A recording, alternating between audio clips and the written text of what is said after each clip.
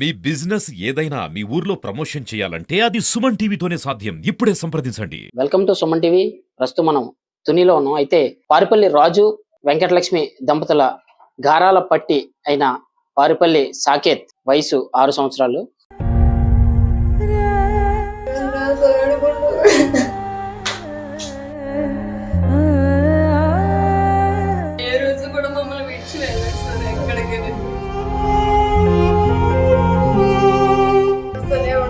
తన జ్ఞాపకాలు ఇల్లంతా తన జ్ఞాపకాలు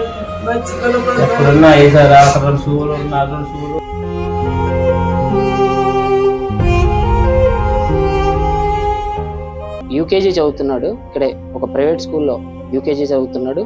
అయితే ఒక పెళ్లి నిమిత్తం వాళ్ళ అమ్మగారి ఇంటికి పారుపాక వెళ్ళారు. పారుపాక వెళ్ళిన తర్వాత ఆ అబ్బాయికి ఒక చిన్న దెబ్బ తగిలి ఆ అబ్బాయి నా కొడుకు నాకు లేడు అనే వార్త విన్న తల్లి తల్లడిల్లిపోయింది. ఆ తల్లి సాకేత్ తల్లి మనతో ఉన్నారు, ఆవిడతో మాట్లాడదాం.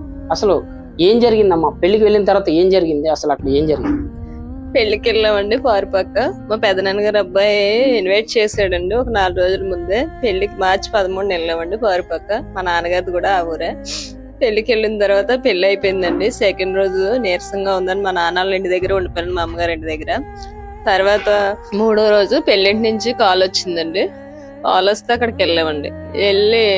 వెళ్ళిన తర్వాత నేను మధ్యాహ్నం 1 గంట సమయంలో భోజనం చేసే సమయంలో బాబుని సైలెంట్ గా తీసుకెళ్లిపోయాడు మా పెదనాన్న గారు అబ్బాయి శ్రీను తీసుకెళ్లిపోయాడు. నేను చూడలేదు, భోజనం చేస్తున్నాను.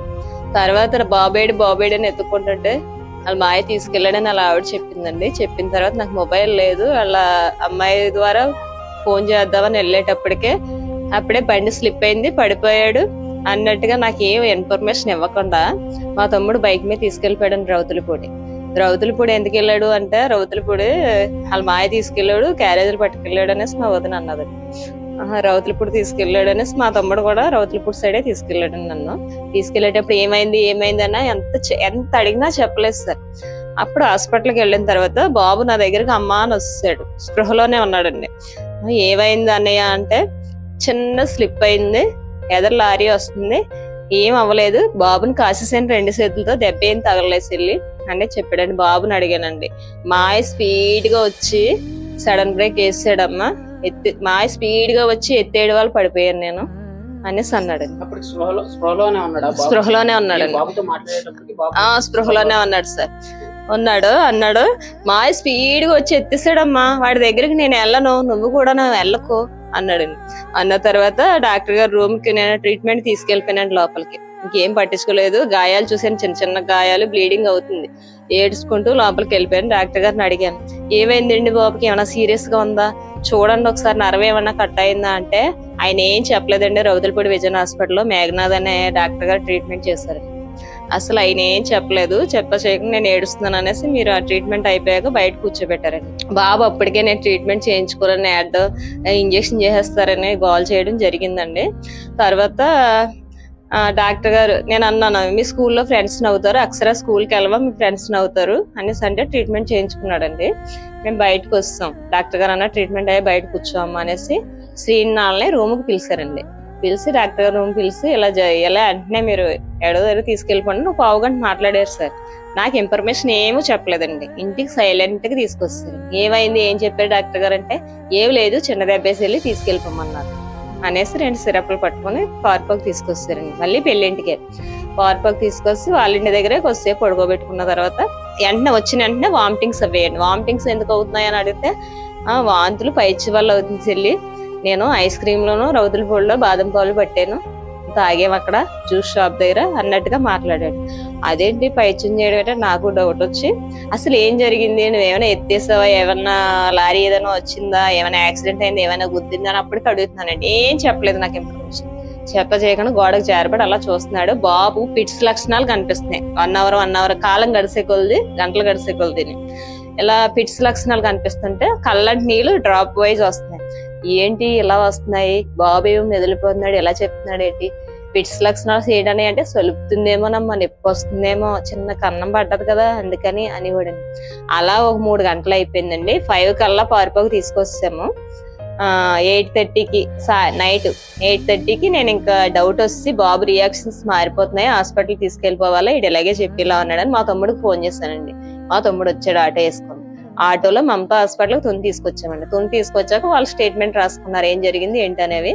ఇలా 4 గంటల కంటే రౌతులపూడిలో యాక్సిడెంట్ చిన్న స్లిప్ అయిందంటే అండి బండి. అతను చెప్పినట్టుగానే నేను చెప్పాను, నాకు తెలియదు కదండి నిజం ఏంటనేది.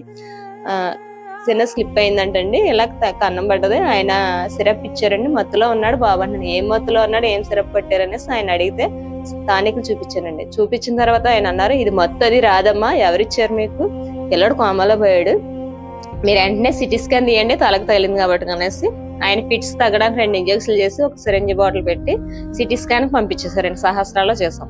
అప్పుడు సిటీ స్కాన్ తీసిన తర్వాత రిపోర్ట్ వచ్చిన తర్వాత ఆయన ఒక్కటే చెప్పారు, చాలా పెద్ద దెబ్బ తగిలింది, చాలా సీరియస్ గా ఉంది బాబుకి, ఎమర్జెన్సీ, ఎక్కడ ఆపకుండా తల సైడ్ వచ్చేది, చెవి సైడ్ వచ్చేస్తుంది బ్లీడింగ్, మీరు వెంటనే కాకినాడ తీసుకెళ్ళిపోండి అన్నారు. కాకినాడ ఎమర్జెన్సీ కారులో మా ఆయన వస్తారండి డ్యూటీ నుంచి, మా ఆయన నేను కాకినాడ న్యూరోస్టార్కి తీసుకెళ్ళిపోయిన తర్వాత ఆయన వాళ్ళు స్టేట్మెంట్ రాసుకున్నారు ఏం జరిగింది ఏంటి అనేది. అక్కడ కూడా సేమ్ బండి స్లిప్ అయిందని మా అన్నయ్య చెప్పడం, మా మేనల్లుడండి ఇలాగండి ఆ స్టోరీయే చెప్పాడు, మేమేం మాట్లాడలేదు. అయితే ఆయన డాక్టర్ గారు అన్నారు, వెంటనే ఆపరేషన్ పడుతుందమ్మా, బాబుకి కోమాలో ఉన్నాడు, ఆపరేషన్ చేస్తాం కానీ 50-50 ఛాన్స్ ఉంది, చాలా టైం అయిపోయింది కదా, ఏమో మీరు చేయమంటే చేస్తామన్నట్టుగా అంటే సంతకాలు చేశాను సార్.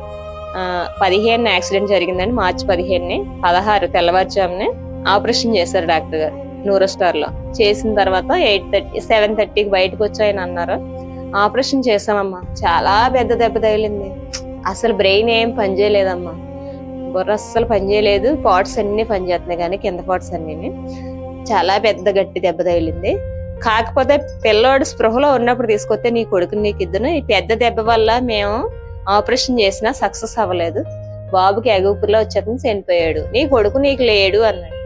అక్కడే కుప్ప కూలిపోయి ఏడుస్తూ కూర్చున్నాను సార్. ఇంకా అస్సలు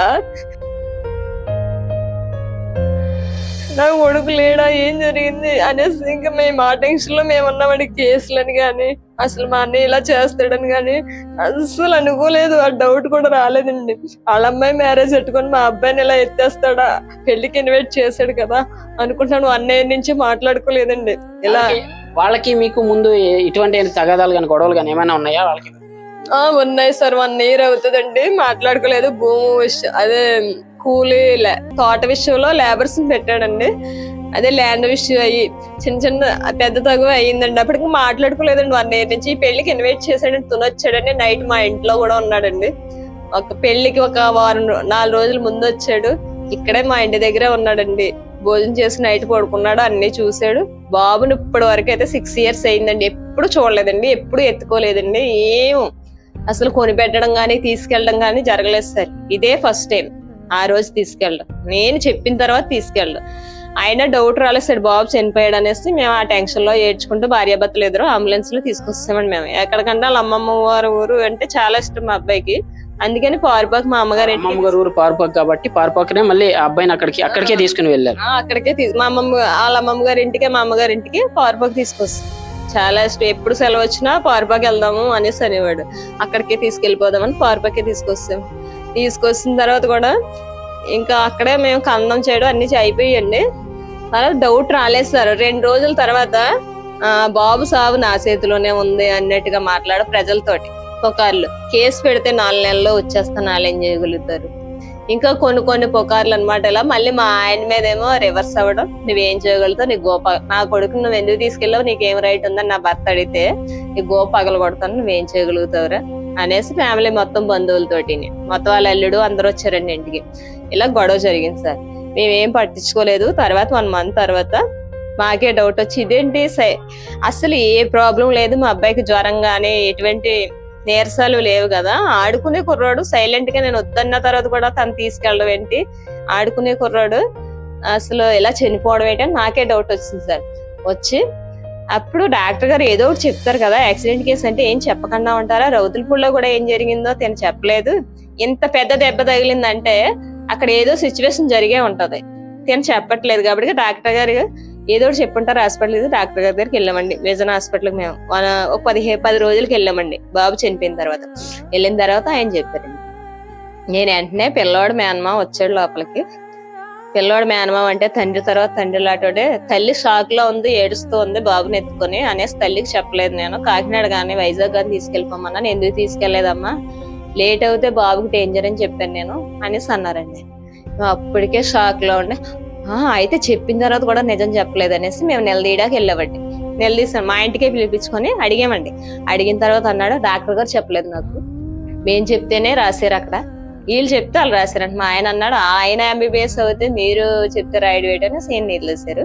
తర్వాత డౌట్ వచ్చి ఇంకా మాకు ఇలా కాదు కంప్లైంట్ చేయాలనేసి స్పందనకి ఎస్పీ ఆఫీస్ కి కాకినాడ డైరెక్ట్ గా లాయర్ గారి సలహా మేరకు లాయర్ గారిని కూడా ముందు కలిసామండి. ఎలా జరిగిందని సిచ్యువేషన్ మరి ఏం చేయమంటారు ఏంటనేసి కలిసి బతిపాడు లాయర్ గారిని కలిసాను నేను. కలిసిన తర్వాత కాకినాడ ఎస్పీ ఆఫీస్కి వెళ్ళామండి. స్పందనలో రిపోర్ట్ ఇచ్చాం సార్. 1 month కి బాబు చనిపోయిన 1 month కి ఇచ్చామండి. 2nd month ఆయన ఒక చిన్న స్లిప్ రాసి ఇచ్చారండి కాకినాడలో ఎస్పీ గారు. రౌతులపూడి ఎస్ఐ గారిని కలండి, మీరు మీ పని అవుతుంది.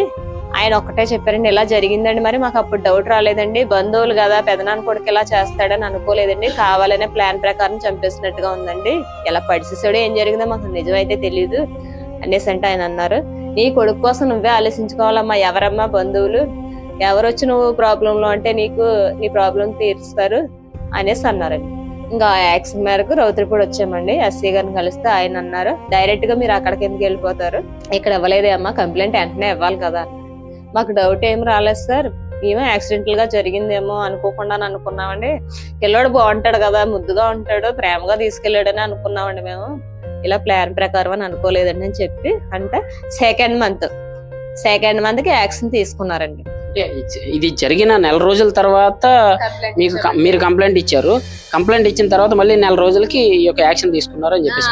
అవును సార్, కంప్లైంట్ ఇచ్చిన 1 month కి యాక్షన్ తీసుకున్నారండి. అయితే సాకేత్ తండ్రి కూడా మనతో ఉన్నారు. ఆయన ఆర్టీసీలో డ్రైవర్ గా పనిచేస్తాడు. అయితే ఏం జరిగింది, ఎలా ఉండేవాడు సాకేత్ అనే దానిపై వాళ్ళ తండ్రిని అడిగి తెలుసుకున్నాం. సాకేత్ చాలా బాగుండేవాడు నాతోని. నేను ఆడు నా ప్రాణం కంటే ఎక్కువ చూసుకున్నాను. ఇటీల్లో జరిగాని నాతోనే వచ్చేవాడు, ఎవరితో వెళ్ళేవాడు కాదు. నేను ఎక్కడ ఉండమంటే అక్కడ ఉండేవాడు. నన్ను ఎప్పుడు కూడా ఏ ఒకటి తెమ్మనేవాడు, అయ్యే పట్టుకొచ్చేవాడిని. బాదం పాలు కానీ రోజు మిరుగు కానీ ఏ తెమ్మనేవాడు, అలాగే తెచ్చుకునేవాడిని నా కొడుకుకి. ఇలా ఏ కొట్టు దగ్గరికి వెళ్ళినా అడుగు గుర్తొస్తున్నాను, లేక నేను ఉండలేకపోతున్నాను. ఏం చేయాలో అర్థం కాని పరిస్థితిలో ఉన్నాను. ఈ రోజు నా కొడుకు నాకు లేదంటే నేను బాధపడి తట్టుకోలేకపోతున్నాను. చచ్చిపోవాలనిపిస్తుంది ఒకసారి. ఆడే నా ప్రాణం అనుకున్నాను. ఇంటికి వచ్చిన 2 నెలలు పెట్టి నేను ఇంటికి రాకుండా మా అత్తవారి దగ్గర ఉండిపోయాను. డ్యూటీకి కూడా నేను రాలేకపోయాను. ఇప్పుడు కూడా నా కాళ్ళు చేతులు పనిచేయలేదు. డ్యూటీకి వెళ్దాం అనుకున్నా సరే ఏం చేయాలని అర్థం కాని పరిస్థితిలో ఉండేను.